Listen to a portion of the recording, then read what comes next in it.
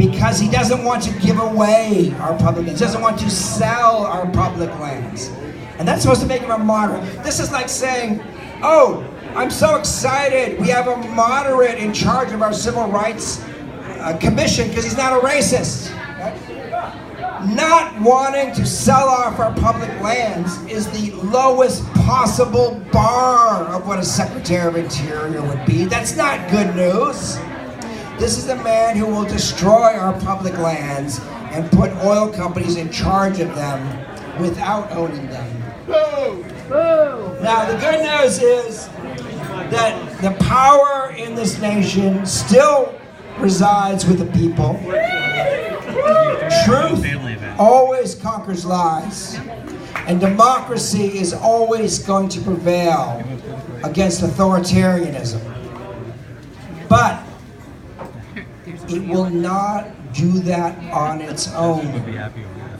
These things only happen if we make them happen. If we resist together, if we resist in alliance with everybody who is threatened by Trump, which means everybody, Earth to Trump, we will resist. Earth to Trump, we will resist. And I want to say this about the resistance. You know, we've been traveling across the country, we've been doing these shows. It's been really amazing. One of the things I keep thinking about is as we resist, and we're going to resist in huge numbers. Just the center alone got 150,000 pledges of resistance. And we're just one small part. Imagine what Planned Parenthood has put together. Imagine what Green Latinos has put together. There are millions of people who have pledged to resist. But in the next 4 years, we are going to see some very ugly things happen. And it is going to raise ugly emotions in us because we're humans, and that's just how it happens.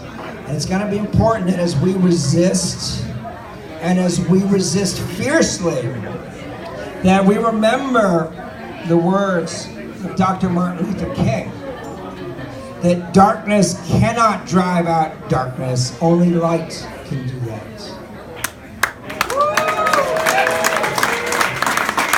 And hate cannot drive out hate. Only love can drive out hate. And so when we feel that darkness, that anger, I'll even say when we feel that hate, when we see the things that are done, it's going to be important for us all to remember that and come back to realize that when we fight, and we fight fiercely, we have to do so with compassion and with love. So I want to close out talking a little bit about what the Center for Biological Diversity has planned for the next 4 years. First thing is we're going to fight his nominees to run these cabinets because they are so dangerous, harmful.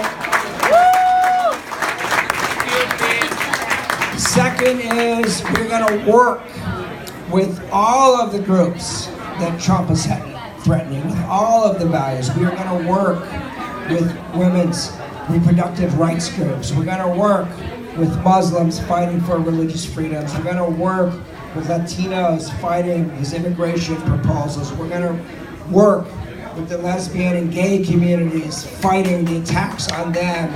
And we're going to pledge to stand with them always, everywhere, and throughout these 4 years of this administration, because they cannot win it alone. We cannot win it alone. We all have to work together. And finally,